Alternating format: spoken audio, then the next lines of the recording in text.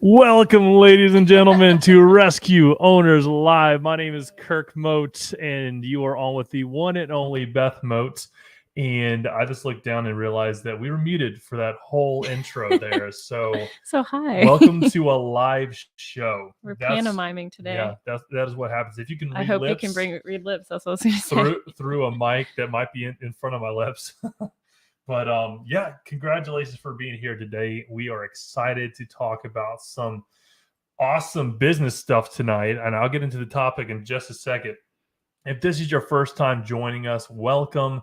Whether this is your first time or not, go ahead and put in the chat where you are tuning in from in this world. We'd love to know where people are listening to Rescue Owners Live. If this is your first time, Rescue Owners Live is a live show. Obviously, since I did not hit the unmute button, it is a live show, so you might get some bloopers, which is great. But the whole premise behind it is to help you grow your business more effectively, efficiently, and profitably, all while attaining your personal, professional, financial goals. And so we basically reverse engineer what that looks like and help you hit those targets, meet those goals, and just blow it out of the water. So Rescue Owners Live Season 2, Episode 16, we are coming up on, I guess, a full year of every single week going live to a live show. We might have Beth and I on. We might have a special guest talking about a specific topic.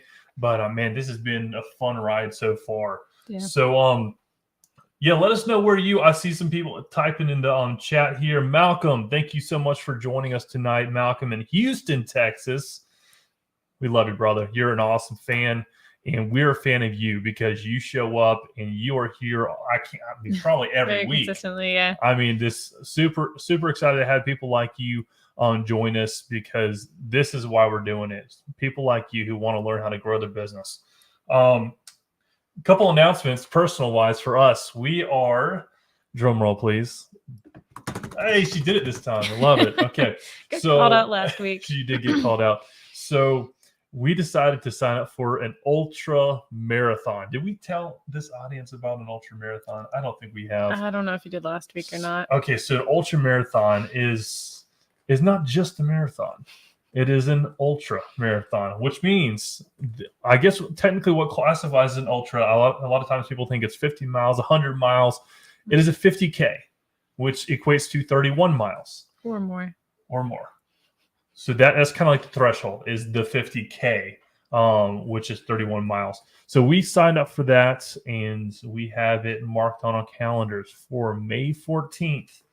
So if I look a little tired, the episode after that, you'll know why. But super excited because, in all honesty, as hard and as crazy as that might sound to some people, I think that's probably going to be easier than one of our second goals. I say second goals. This is kind of one of my first goals, primary goals of this year, is to climb Mount Whitney. And Mount Whitney, for those of you who don't know, is in California. It is the highest point in the lower continental U.S. So of all the 48. Yeah, all the 48 states. So excluding Hawaii and Alaska, it is the highest points in the United States. And so super excited. I know that we put in for several years now to get a permit. It's actually you have to get a permit, and that permit process is like a lottery system. And I probably could speak about this for the whole show, so I'm going to shut up. But I'm super excited about that. So all that to say is, like, to the extent you take your body seriously, you will take your business seriously. And we want to continue to encourage everyone on this call that you need to take your health seriously, because until you take your health seriously, your wealth will not line up. And yes, there are some rare exceptions, but when people, start growing their business and they don't have their house in order, they don't have their personal life in order, those are things that are going to hold you back. So these are factors that you can take control over. No matter what the economy is doing, no matter what's going on, you can get up a little bit earlier, go out for a walk, go for a jog. You don't even need to buy a gym membership. Just get moving. And so you can start dialing in those things. I mean, as long as you're moving right, you're sleeping right, and you're eating right. Those 3 things, man, that is going to incredibly influence the success of your business. And I guarantee, like, I'm literally like willing to put money down on that. So I'll give you a money back guarantee. If that doesn't work out for you, let me know. I'll just give you some money, even though you didn't pay for that. But listen, topic for tonight is sales. So we're going to be talking about some sales secrets. And like, I love talking about sales. Some people think it's the S word, right? Ooh, sales. But like, I love talking about sales. Why? Because without sales, like, you don't have a business, right? And it's all in how you do it. Oh yeah, I mean, 100% how you do it. Absolutely. And that's, in each industry, there's a little bit of a learning curve with that. I know, different industries that I've been in, you sort of get a flow with it and you do really great. And you step into another industry and you have to figure out what that looks like in that industry to where it doesn't feel salesy. And that is 100% in the delivery and in how you approach your questions, how you approach talking to clients, how you approach even getting clients. All that affects whether the person feels like you're offering them a service or if you're just sort of being salesy and pushy and that like used cars salesman feel to it. Now, I'm curious. And feel free, those who are listening in right now, feel free to type this in the comments, whether you're watching live from YouTube, LinkedIn, or Facebook. Those are the 3 platforms that we're using to stream from right now.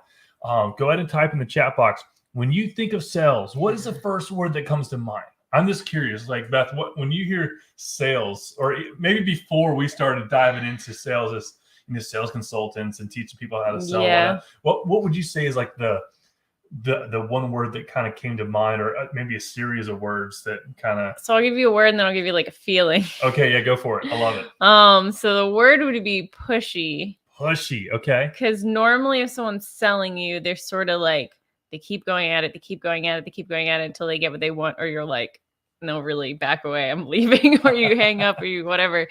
I would say the feeling that it associates with it is when you like walk into a store and you just want to look, or maybe you know exactly what you want, but you just don't want any help. And that person, like that feeling as that sales associate walks up and goes, "Hey, can I help you with anything?" You're like, "No, please go away." I'm good. I got this. I'm a big boy or girl. But I would say that's probably like the biggest one when you like walk into a store, the feeling of like someone immediately coming to help. And I think in that specific situation, what I would find more beneficial would be someone walking up and instead of saying, "Hey, what can I help you with?" being like, "Hey, if you need help with anything, just let me know. I'm right over here." And that way it like opens the door. You're still greeting me. You're still saying hi to me, but it's not like a immediate in your face, like ready to go. It's Fly just for me right now. because normally I end up walking back to that person and going, "Hey, you know what? I need help with this, or I have a question, or do you have this in the back?" Right. So normally you do end up interacting with those people, but I think some situations it's nice to sort of just leave the door open for people of like, "Hey, when you need me, I'm right here," versus like jumping on them immediately before they're like ready to go. So we do a sales workshop, and that sales execution workshop, it actually starts with the greeting. It talks about how you greet people, whether this is a cold call, whether this is an inbound call, whether this is an outbound call. And all of them function a little differently. They all do. And so you want to make sure you have it tailored to exactly what purpose you're trying to receive, as well as the environment it's in. So when I say environment, I mean it could be a retail situation. It could be online, sales. It could be, direct sales. It could be inbound, outbound, all those things. Those are all different types of environments that you can be involved in. And so you want to make sure that those things are tailored. So what we're going to talk tonight about is top sales secrets. Does that sound good? Yeah. I think it sounds great. So thank you for confirming on this live studio audience here. Start with your power base. Okay, what is a power base? These are your folks. These are your people. All right. They are zero cost to you. Everyone has one, and they're warm. Okay. So when I say start with your power base, these are going to be people like your friends, your family, your coworkers, potentially people that you know, Anyone that you've interacted with. anyone you've really. interacted with professionally, unprofessionally, however you want to classify that at. Basically, it's a warm call, or text, or hey, let's grab some breakfast Someone together. you've met before, someone that if I say hi to you, you're not going to be like, stranger, hello. Stranger danger. Yeah, exactly. So you want to make sure that you have those types of people that are in your power base, and we just hook them up and like, hey, let's have a conversation. Someone that is in your contact list or on your Facebook friends, your Instagram followers. Followers is a little different depending on how many you have. Exactly. The agree with the buyer no matter what. All right. This is one of the top sales secrets I can't stress enough. So often, like, you could be 100% right as a salesperson, right? And like, I know you are, right? Because you have the product knowledge, you know what is happening here, you know the prices, and you're 100% right. But they might say something that is 100% wrong. And if you bring some negativity in there by saying, no, that's wrong, or you're incorrect, guess what? Now you got some friction going on. Yeah. And who wants to buy from someone that you got friction with? No one. I mean, I know I don't. I mean, that's like the client saying, oh, I love this purple shirt. And you're like, actually, it's aquamarine. It's black. I mean, we're wearing black tonight. I don't know where maybe they're colorblind. Maybe they call different colors. We've had arguments over what colors are what colors. But you don't want to immediately be like, no, it's not that. Is it better to be right, or is it better to have a good relationship with them? And that's true even outside of sales. Tell me more. What do you mean it's purple? Explain. I mean, like, dig deep, right? I mean, like, acknowledge what they said. You got to listen, right? I'm trying to see if I have the process here. Yeah. So steps to handling objections. All right. You listen, you acknowledge, you isolate, and then you validate, and then you determine the type of objection. There's only a few types of objections. We have product, money, stall, time, and unspoken. And so, like, that's a whole, like, literally topic in and of itself to break those down. But that's literally why I have it on my board, is because if I'm in the middle of a conversation, I need to make sure that I know exactly where I am, because I'm in control of the conversation. I'm in control. You should be anyway. You should be. Yeah. As a salesperson, you should be in control of the conversation of where you are in that conversation. Well, and sometimes where you are in the sales process too. Are scared to do that. Yeah. Sometimes no one's in the control of the conversation. You're both sort of just like, well, what's next? And honestly, the biggest times that happens are when you don't have a script out in.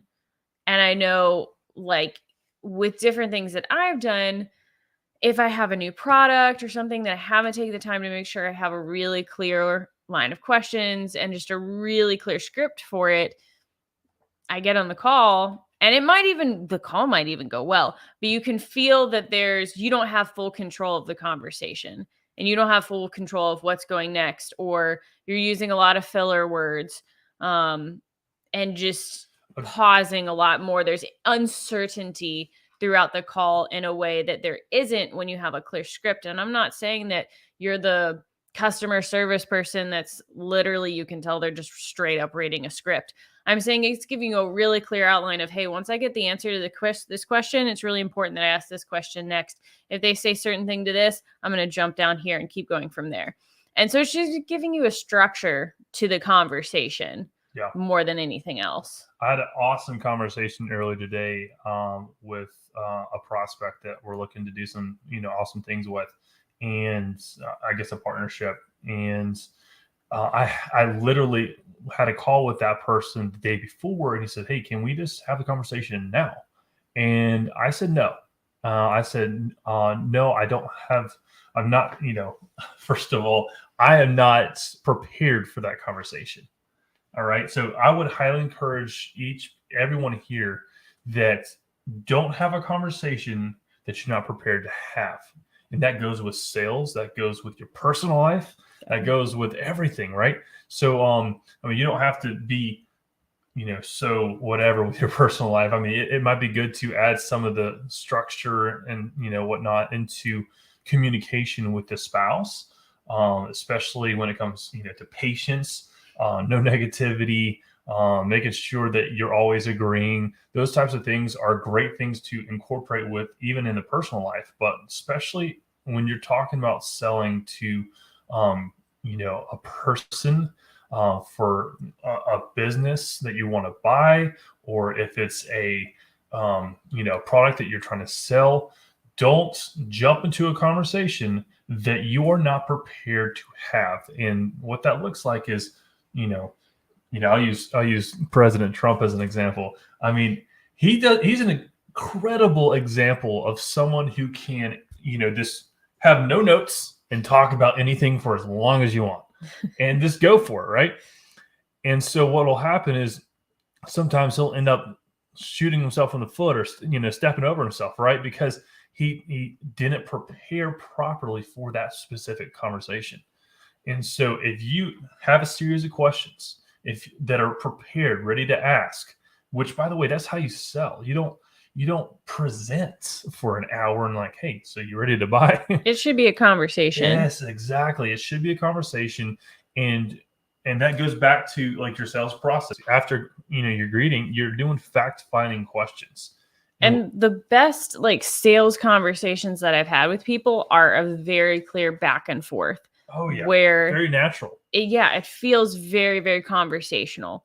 And they don't feel sold to, because it's super important, whether you're on a phone call or in an email or in person, to state your intentions up front. And I always ensure that all of our scripts, anything that I'm using, anything that our team's using, always states their intention up front of, hey, the reason for the call today is. Mm-hmm. And if you're trying to sell them a product, be like, to get you your new whatever. And notice she said your new. She's giving ownership to the prospect that she hasn't sold yet, so they can start thinking through. Mm-hmm. And then this actually, are you done with that point, or? You can go ahead. No, I was just going to say it goes right into the next thing, which is presents numbers to every single person. Okay, because when you say to get your new blah blah blah, your new widget, and what you say is the reason I'm giving you facts and figures up front is so you can start to make sense of the value proposition. Yeah. And sometimes I'll still have a few questions that make sense to ask before giving the price. Depending on your range of what you offer, you might need to ask a couple questions to figure out like where in the ballpark all of these things they might need or want something. And then at that point, when you get it narrowed down to a specific product line or specific service, you're like, okay, awesome. Just so you can make sense of the value proposition, our services run from this to this, or they are this price, depending on whether you need to give a range or not. And then from there, you can go into, hey, bullet point of like a value proposition for that product, and go through those. And each step of the way, once you've given like some value proposition, hey, have you heard enough to make a decision? No? Okay, perfect. Let me give you some more information on why, blah, blah, blah. That's the golden question, by the way. Have you heard enough to make a decision? If you're taking notes tonight, write that down. Yeah, have you heard enough to make a decision? Because guess what? If you have an hour-long conversation scheduled with this person or this group or this board or whoever you're selling to, then you might not have to spend that full hour. I mean, honestly, a lot of the times at the point that people are speaking to you about this, they've already made the decision to purchase it. Oh, dude, they bought way before this conversation. Maybe even to the point where you tell them the value proposition and you were to ask, hey, have you heard enough to make a decision? Maybe they just wanted to hear your number and have it fall where they wanted to fall. They're like, yeah, I'm ready to go. Let's roll. I don't need to hear anything about the product because I've actually already researched it. I probably know more than you do. It's funny you say that, especially when it comes to cars or, a lot of the products out there today that you can do your own research on. Well, and depending on how many things you're selling, you may know the basic bullet points over why each thing is super important. But if they've found a specific item they love, they've probably looked at all of the manuals and all of the places where it's sold and all the iterations of it. And they may know more about that specific model than anybody else at your company does, to where they're like, oh yeah, I love it because of this specific feature. And you're like, oh, fabulous. And you're like, I'm going to remember that for next time. And obviously you should know your product knowledge super well. But say, for example, you're working on a car lot, you're not going to know the intense specifics about every single vehicle on there, probably. Product, money, time are the top three things that our people are looking for, right? Yeah. So either it's not the right product, it's not the right timing, or it's not the right price for them. And so you got to figure out what that is. We never discount our services or our products. Why? Because it just doesn't make any sense. Well, and especially I take that back. We never discount our services. I think we have discounted products before. Yeah, that's yeah. And sales and stuff like that is a little bit different. So that's a little bit different. But services, we never discount our services. And the reason we do that is because the value of what you're getting doesn't change. It is the exact same value, period. And people, if anything, it's going to go up. Exactly. If anything, it's going to go up and such. So when it comes to products, yeah, there's probably going to be some fluctuation. There might be Black Friday sales. There might be all these, If you're like Apple, there's never a sale. Well, and look at that. Like that is super smart. You know that the price is the price is the price, and there's many high-end brands that's the case. There's different purses, different things of that nature that they never go on sale. And if you want to buy it, it's that price and you're not going to get a discount. Yeah. So like our Rescue Site affiliate program, we blind drop ship FDA approved medical devices such as defibrillators on your behalf to your clients, and you get hit with a commission. And so what happens there is that's a product. If I own that product, like I'm just a distributor, right? If I own that product, they would never get discounted, but I don't own that product. So therefore you got to see what the marketplace is doing with those specific products, such as Black Friday deals. And so you kind of have to make sure, in order to stay relevant, you got to understand your industry. So it is, if you own your own product, you can make that decision. If you've created something that it just never goes on sale. Yeah. And oh no, totally gone. Oh, that's what I was gonna say. It's like it was important. If you are in a larger industry, which most people are, you're not the only person selling your product. The only case that's going to be true is if you created something new. You need to be careful also, not just about discounting your own prices, but thinking about the industry as a whole, because it affects everyone else. And it honestly can really make other competitors angry in the sense that you're driving down the prices below what they should be.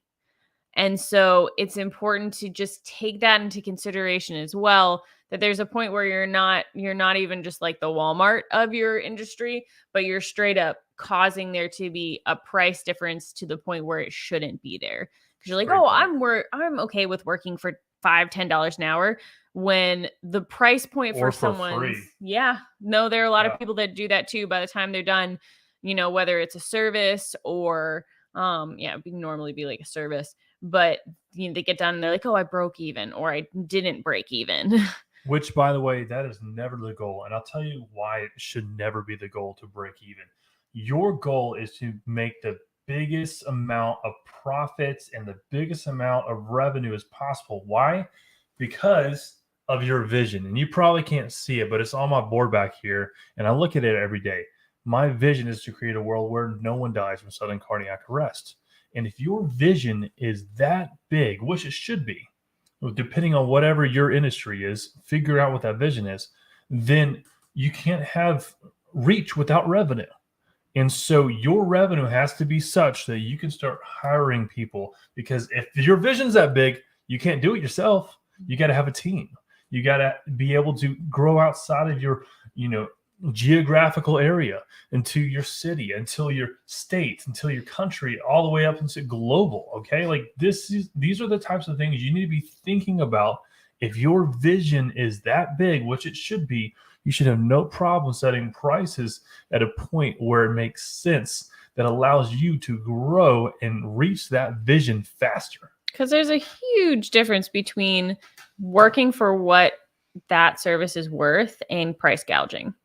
Huge difference. Oh my gosh. And many times people are way, way, way under where they should be because they're worried about price gouging, and they're not even, at a reasonable price point for their industry. So present numbers to everyone was that top sell secret that we're just talking about. So look, every customer you sell has one thing in common, and that is they all needed a proposal or contract. Yes. Give a proposal or contract to every single person you talk to. Why? Because they can't transact unless they have it. And imagine, like, literally, the stats show that only 2% of people close on the first call. 2%. Okay. And if you're only calling people and saying, hey, would you buy? You're only going to get 2% of the time on average. Okay. And so imagine if you sent every single person you talked to an actual proposal, where those numbers would be. It wouldn't be 2%, especially if you started the follow-up game, which we'll get into a little bit later. AB or C proposals. Okay, these are proposals that have options. Okay, options give people choices and allow you to use inventory to negotiate. When you get that pricing objection, how are you going to handle the pricing objection? Well, you could say, hey, I actually, presented the mid-level option for this much more. You'll get this, this, and this. And then at this price, which it sounds like, that's where you want to be, we can do only this, this, and this. And so what you're doing is you're not discounting your prices. You're changing the proposal so that they can see the value of the price. So people buy when value exceeds price. Okay. And it's your job and responsibility as a salesperson to communicate the value that you're presenting to the prospects. Because if you don't communicate that properly, then they're going to be like, $10,000. Why would I spend $10,000 on XYZ? $100,000 on XYZ? $1,000, $100, whatever that number is on XYZ. Well, hey, allow me to continue with my presentation. And then you just continue to talk until and answer questions and ask questions to figure out exactly what they want from the product, because you might be on the wrong product entirely. And that's why the conversation is so important, because there's a lot of information that they hold that most likely they're not going to just tell you. But if you ask questions, that's the other objection, is the unspoken objection. Right. But even if it's not unspoken, even if they're willing to tell you, they're probably not going to just start listing off the reasons why they don't want to buy the product. You're going to have to ask them questions to get those answers. Or, for example, say they've used a previous product before, it didn't work well, they didn't like it, and they're considering trying your product. It's important to ask questions about, hey, what did you like about the last product? What didn't you like? Did it work? Did it not work? In what ways did it work or not work? And get that kind of information to direct A, what product you try to place them on now, and B, things to be aware of for either future follow-up or, just checking in even after they have the product to ensure that maybe they were things that maybe even with the previous product that they had that they could have utilized and they just didn't know about, or they didn't know how to properly use it. And so you're like, oh, I know that XYZ product they previously used could have done all of those things, but my product can too. So I'm just going to be more diligent about ensuring they know how to properly use those features that they thought they didn't have access to before. I like that. The next secret I want to present to you today is the third-party touch. I love third-party touch. Bring third party as a second face, which is funny, third party, second face, right? To add additional service value and uncover new information, okay? Third party touch, these are going to be people that you've done business with already.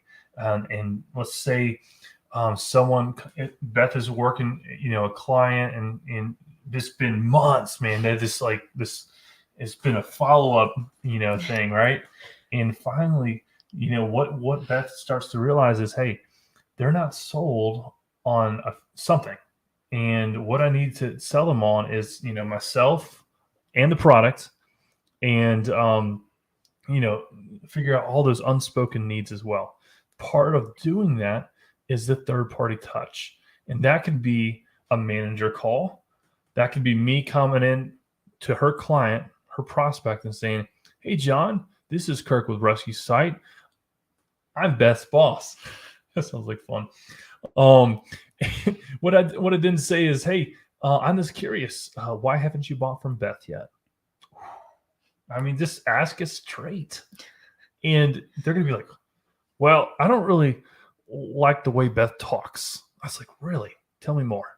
And then now I'm going to start uncovering new information about something that either Beth did wrong, Beth did right, or, maybe something completely different. And that has a huge impact on the person. Massive. Now, whether you have been the person asking for a manager, or you have been the manager taking that person, if you've ever had any kind of interaction, whether it's at a pizza place, a restaurant, whatever, of that person who just gets fed up with one of the employees, they're not having a good day, they're screaming at them, they're angry, they're being mean, whatever the case is, and then they go, I want to see a manager. The second that manager walks up, normally, not always, but normally, they're like, oh, hello, how are you? They're very nice and sweet all of a sudden. Their whole demeanor changes. And you can completely turn around the situation with usually a really simple fix of something of like, oh, you know what? I had them put chives on top of my food and I told them I didn't want it. Oh, you know what? Let me take care of that for you. Let me get it back to the kitchen and get that, get you a new dish. Or let's say they ate their whole meal and then they complained about it, right? It's like, as the manager, guess what? You get to come in and say, you can't get taken advantage of, right? Hey, I see that you finished your whole meal, so I can't comp you for that. But what I can do is give you a free dessert. How does that sound? Free coffee, whatever. Let me take that coffee off for you. Or so, these are things that you can do, right, in the restaurant industry or whatever, to provide value without getting ripped off and taken advantage of. But the manager call, well, I'm just saying, third party is huge. When you interact with a different person, normally the entire conversation changes. 100%. Regardless of how sweet the first person was talking to them. Maybe it was the kindest person on your sales team or in your office, and for whatever reason they didn't like them, or they had, they said something and the person took it poorly. I know at a previous job I worked right out of college, there wasn't really a lot of hierarchy in that position, and so if they yelled for the manager, we didn't really have someone on call to talk to, so we'd be managers for each other. And it was hilarious because we'd have sweetest people, like wouldn't hurt a fly, super kind, and they'd get a person who just didn't like them for some reason, and we'd be manager for them, and their complete countenance would change. And they'd be like, oh, yeah, it was just this one small thing. And we're like, well, we can take care of that for you, sure. And guess what? You just created a raving fan because you were able... Listen, a lot of people hate problems. I love problems. Why? Because that gives me something to solve and lets me shine as the business owner to show them how we handle customer service. I mean, don't shy away from a problem. Whenever a problem arises, be like, how can I make this experience the best experience possible, such that they're giving me a 5-star review after that? And guess what? When problems come up and complaints come up, I still ask them for a 5-star review after I fix the problem. I do. And guess what? A lot of times they still give a 5-star review. And the review is like, hey, they'll go through the whole thing. They're like, hey, listen, I had an issue with this, and this. It was a misunderstanding. And man, KIRK fixed it so fast. And listen, if there's another organization out there that can fix that faster than KIRK, I don't believe it's possible. So make sure to give your business to KIRK MOTE, because boom, and then they hit me with a 5-star review. All because I took the time to roll out the red carpets on a problem that they presented to me so I could shine. So you can shine when you are presented with a problem. Think about it from that perspective, and that'll completely change your customer service interactions. I promise that. And honestly, anybody can be your third party Oh yeah, it could be a kid. Just be aware of that. Like, you gotta decide when you want to use the kid card. This is great. I know people who literally have a kid and they're like, "Hey, I want you to call this prospect for me." And the kid calls and it's like, "Hey, Daddy can't come home yet because he hasn't closed the deal with you. He wanted me to ask, why haven't you bought?" Dude, that call is gonna get their attention. It's a little manipulative. It only works for certain types of clients and certain types of people. So use that sparingly. And it's definitely the type of person that you are to, throw something like that in there, right?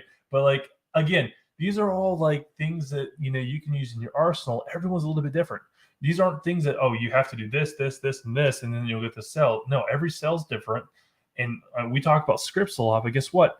The conversation, no one conversation is going to be the same, but the process will be the same. Well, and I guess my point was more, say you're an organization where either you don't have access to your manager or it's hard to get access to them. You can have another person on your team help you out and make a quick call for you, and you can make calls for them with clients, that fall into this situation. And then if you're a solo entrepreneur, you're the only person in your business, recruit your family, have your wife, have, a brother or sister, have a friend call for you, and, they can take on a temporary title in your company to be like, hey, I'm here with XYZ company. Want to call and see why you haven't bought from Brian. And maybe you use your middle name instead of your first name and say, hey, change up your voice. Hey, this is James. We have very different styles. Calling on behalf of KIRK MOTE from Rescue Site. He just wanted me to find out why you haven't bought from us yet. Now people are going to start getting calls from James. They're going to be like, I know it's you. You're the same person, aren't you? I don't know what you're talking about.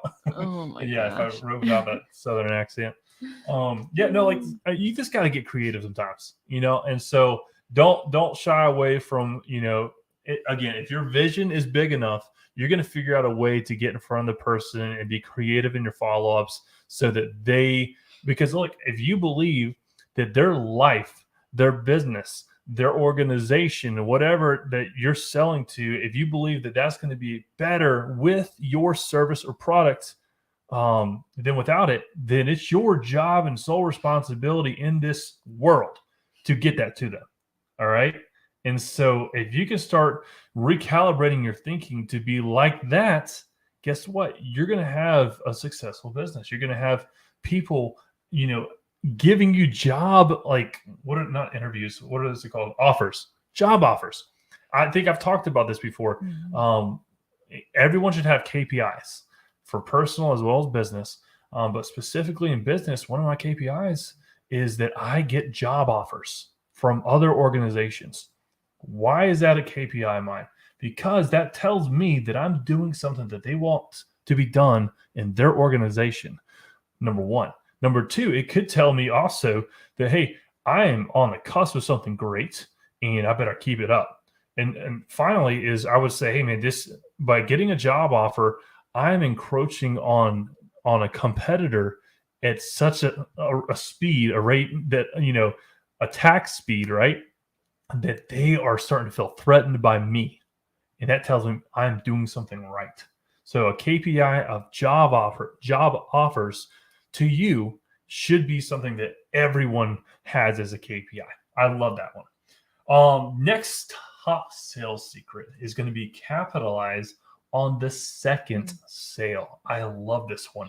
The second money is a no-brainer. Immersion in doorway to loyalty. Okay. Second purchase validates the first purchase. That is the biggest thing right there. Okay.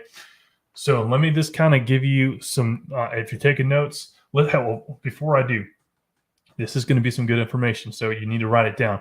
But also, I guarantee you there's someone in your network that needs to hear what we're talking about here tonight. So go ahead and hit that share button and let everyone know that you're listening to KIRK and Beth Mote on Rescue Owners Live tonight, season 2, episode 16, because we're talking about sales. So here's what's up. Okay. When someone makes a purchase, they let's see, is it 20%? Yeah, I think it's 20% will automatically upgrade to something that is 3 times what they just paid. Let me break that down for you. You have a $100 offer. We like to use $97 for the $100 offer. And again, that's another thing. Write this down. Sevens. Sevens are a powerful number because psychologically people love them. All right. And so 97 is better than 100 just for that very reason. Because when you see that third digit, you're like, whoa, brakes, hold up. But 97, let's roll. Okay, so I have a $97 product. Let's say 100 people, let's say 125 people buy that $100 product. I can sell those 20%. So 20 of those people, I can immediately present to all 125. No, sorry, that's 25. So 125, let me make sure I get my math right. Get 125 people, 25% of that is 25, okay? If I present to all 125 people, 25 people will automatically buy a $300 product, okay? And then of those 25, again, 20%, 5 people will automatically do 3 times that, which is roughly $1,000. And then you could do it again with that one person, 20% of the 5, for a $3,000 offer. Okay. So if you wrote that down, I'm telling you, these are powerful psychological things that happen in numbers and sales that you probably weren't aware of. And if you start structuring your services and products around those types of things, you should have a $7, $27, $97, $97, $997 offer all the way up to 30 grand or maybe even 100 grand. Okay. Depending on what you're selling. And so, but you need to have that, you need to start at the $7 booklet or whatever that looks like. All right. Or the free offer that gets them to the $7 book. I don't know what that looks like for you, but you need to have that whole ramp up because there's going to be a buyer at every single level. Okay. And then it's just a game of, okay, how many people can I get to buy the $7? Because if I can get, 125,000 people to buy a $7 offer, then I can get, 25,000 people to buy the $27 offer. And then I can get 5,000 people to buy the $97 offer. And this start, working your way up all the way to 1,000 people buying $1,000 offer, right? So you can, as long as you know the numbers, then you can play the game well. So that second purchase validates the first purchase. So back to that top sales secret. I got a little carried away with the numbers there. I'm a numbers guy. So that second sale validating the first purchase. Let's say that someone just, spent, paid $297, right? And it's like, wow, this is awesome. Super excited. Congratulations for your $297 purchase. And this is, something we do with Rescue Site. Okay. When people become a Rescue Site affiliate, they upgrade to bronze for $297. And at $297, the next thing I want them to purchase is a defibrillator. Why? Because as a CPR instructor, they're going into companies, into businesses, into organizations, churches that don't have a defibrillator. Very often. And then they try to sell them a defibrillator. And the next question they ask them is, hey, Kirk, which defibrillator do you have? You're talking to me as the instructor that just try to sell them. And then I got to look at them and say, I don't know. I don't have one, but you should, right? And you can't sell like that because people are like, oh, wow, you're not committed to your profession, number one. But number two, why should I buy something if you don't have it? Well, and it also puts you in a position where, especially with, the example he's using for CPR instructors, if something happens while you're there, you can't use your trainer AED on that person. Yeah. It's not going to do anything. And so it's incredibly important to be able to bring a live AED, whether or not, they have an AED there, because a lot of times you don't know beforehand, so that you're prepared. And even if they do have an AED in sight, it might not be up to date with everything that it needs, whether it be pads, batteries, it may be a 20, 30-year-old AED. So regardless of that fact, it's really good to have one on site, because there's just so many times when you'll be teaching that people will, it's a lot of physical activity for a lot of people to do compressions and breaths. And we can bring this whole conversation to talk about the importance of defibrillators, which I'm not, but the principle of what I'm saying here is owning what you're selling. Yeah. And this plays with the car dealership, right? If you are that person driving a Ford Mustang selling Teslas, I mean, I'm calling out my cousin. That's I have a cousin that does that, right? But listen, like same Switching thing. now. Yeah, same thing. Like the Ford, dealership, and I'm driving a Ram truck, which I love Well, Ram. or Like I'm even not like sold on Ford. say you're selling Coke, but you drink Pepsi. Yeah, It just you're like, okay, wait, what? yeah. It doesn't matter It the doesn't make industry at sense. all. The bottom line is if you are not doing what you're saying others should do. Look at the financial advisor industry. Well, and to a certain point, the people will look at you as a fraud. Because if 100%. I'm trying to sell And trust is you, lost like that. for example, a CBD product, and I take a different brand, Mm. why am I selling that brand then? It doesn't make sense at all. If you're not actively using that product and actively loving it, you shouldn't be trying to sell it. Yeah, 100%. Because what'll happen is they'll see you as a fraud. Yeah. You'll lose trust. And guess what? Once trust is lost, the sale is gone. And Well, a lot is gone at the point that Oh, you've yeah. lost trust. Yeah. So, But yes, talking about sales gone. yeah. So the greatest sales secret. Are you ready for this? Look right, look left, lean in. The great salespeople aren't talkers; they're professional stalkers. Okay, what do I mean by that? Okay, there's a guy named Scuba Steve, and we call him Scuba Steve because he does a deep dive into the social media accounts of his prospects. Well, these are like big prospects. Oh, so you're not Yeah, doing yeah, this yeah. for like a $5 If you're product. doing it, yeah, you're not doing this for This like is for like a big lead for Yeah. like these are a lot of money. 100,000, probably 7-figure deals. Okay. Yeah. So all that to say is like he does a deep dive into his clients on the social media. So things that are public information. Yeah. Okay. And so what he does is he finds out their likes, their dislikes, their loves, their passions, all the things. It's honestly similar to applying to a job. Ooh. To the level of what, so to make it, seem Yeah. less weird. If I'm looking at applying to a job, then I need to really be diving into like the origins of that company, what they stand for, what their values are, what their mission statement, all of that stuff, so that when you start talking to them, you're talking knowledgeably.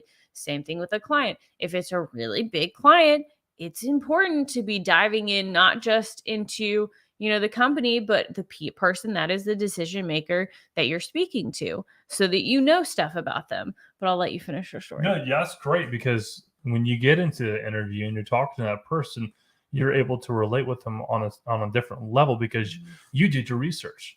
Yeah. One of the first questions we ask to people that are looking to be hired by us is, tell me what you know about Risky Site. You're coming from a position of being informed. Yeah. And if I had someone call me up and say, hey, Kirk, I want to buy your business. I was like, that's awesome. What do you know about my business? That was the first question I asked. He goes, I don't know anything about your business. Like, then why would you want to buy my business? Doesn't make any sense. He's like, I couldn't tell you what I like or know about your business until we sign an NDA and I look at your books, and I'm like, no, you haven't done any research to be able to, make that, request at all. Well, and all those things are important too. Obviously, like you get to that point if you're doing a sale. But having some idea about the company and why you'd want to purchase it is definitely very important. Yeah, because me as the potential seller in this case, I can't take that potential buyer seriously at all. Trust is lost because he didn't take the time to make a professional request, a letter of intent, anything like that. Well, I mean, it's no different than like if I go to work at a company and I walk in and I'm like, hey, I want to work here. Awesome. Do you know what we do? Nope, no idea. Exactly. You want the people walking into your establishment to have some idea of what you do and why you do it.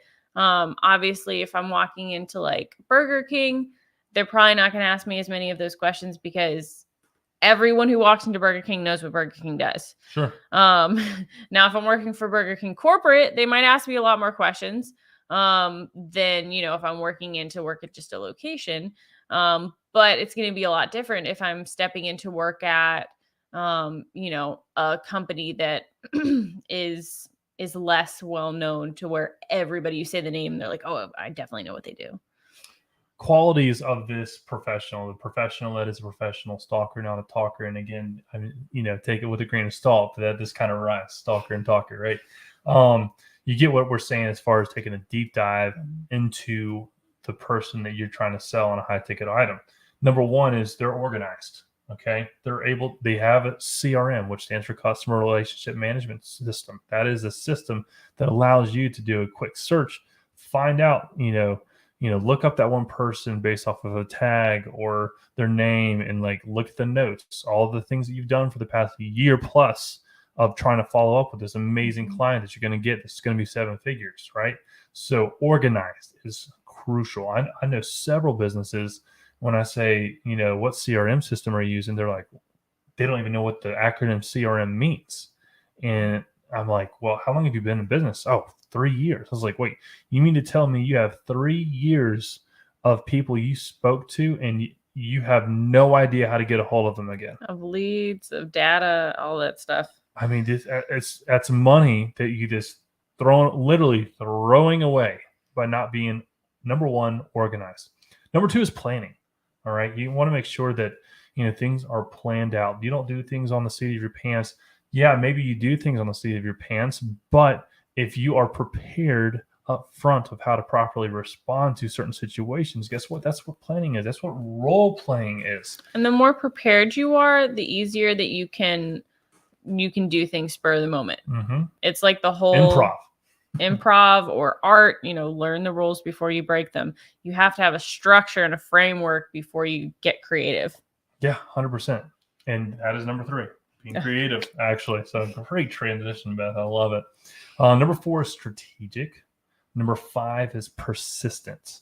Okay. Like you can't just, do something one day and then not do something again for months down the road. You need to be persistent and consistent while doing that. So consistent persistency. Like if that's even I just made it a phrase. Mm-hmm.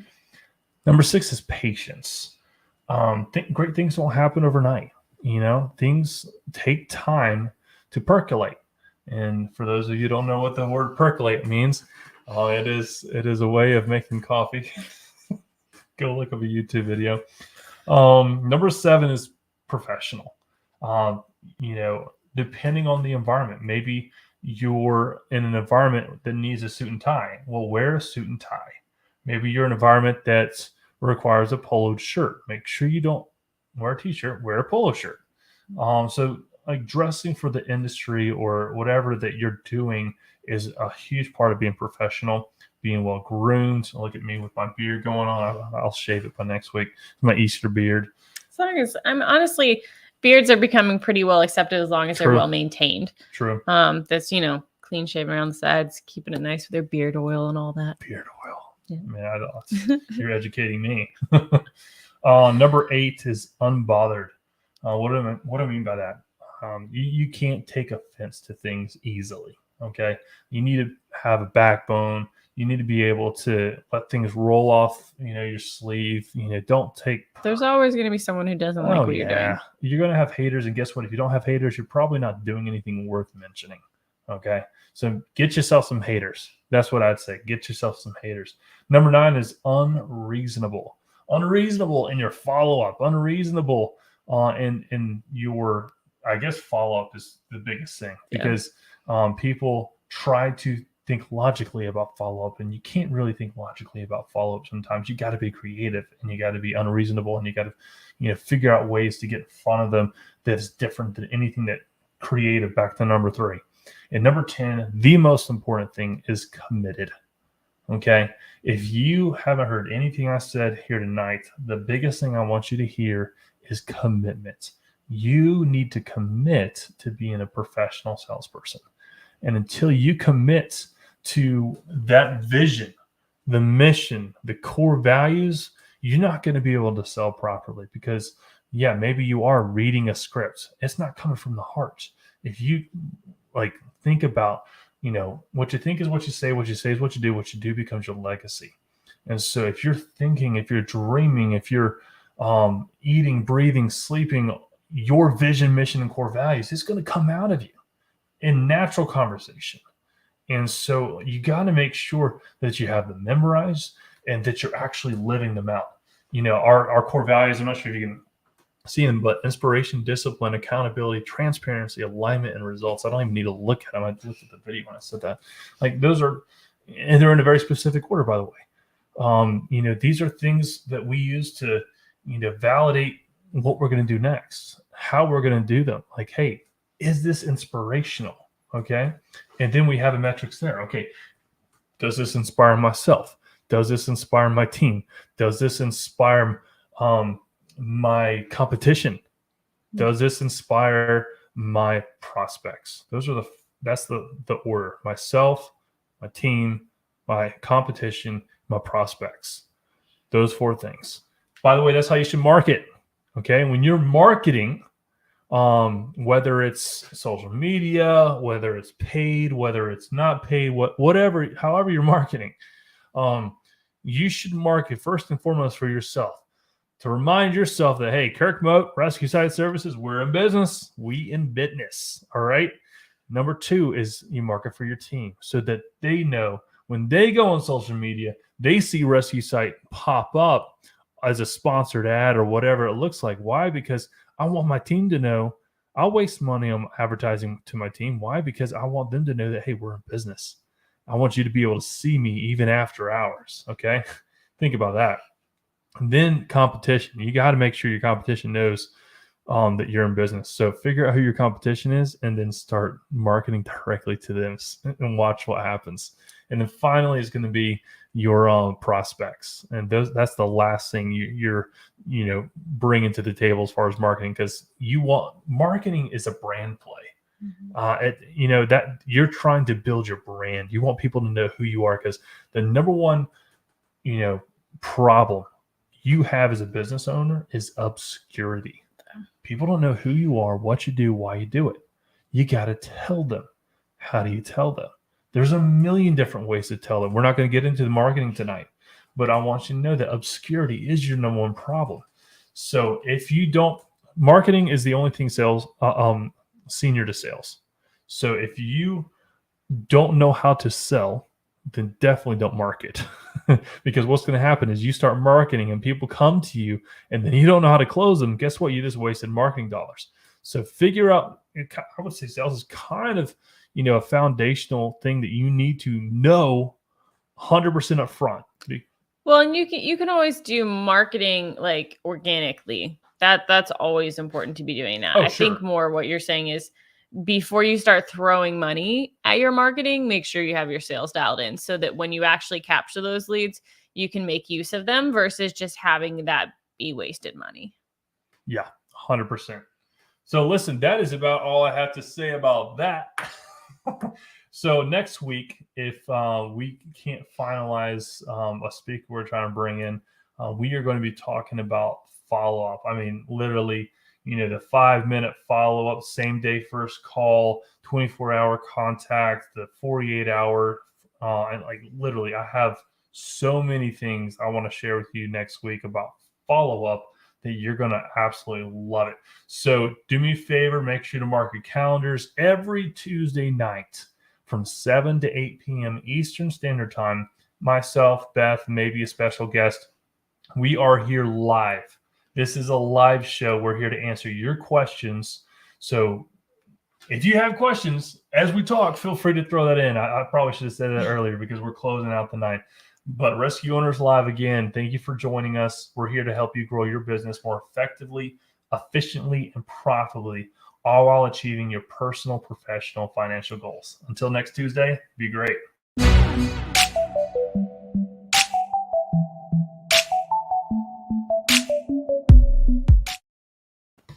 As a CPR instructor, you probably get asked how and where to buy equipment like defibrillators and first aid kits. Up to now, you've probably either shrugged off the question or told them to Google it. Don't miss opportunities like that. Instead, be the one to not only provide the knowledge of how to save a life, but also the resources to be ready to rescue. It's time to become a Rescue Site affiliate, and it's incredibly easy to do. Introducing the Rescue Site Affiliate Program. the only customizable platform with every FDA-approved defibrillator on the market, first aid equipment, and so much more. Now with the Rescue Site Affiliate Program, you can recommend products and earn commissions without having to purchase, warehouse, or ship products. When you become a Rescue Site Affiliate today, you are automatically approved and will receive a customizable link to your store with your name on it. You earn commissions from all qualifying purchases through the traffic you drive to your new store. Whether you're just getting started as a CPR instructor, whether you have a team of instructors, or whether you're a training center with thousands of instructors across the country, this program is for you. Stop shrugging and start providing both the knowledge and the resources to save more lives. Become a Rescue Site affiliate today.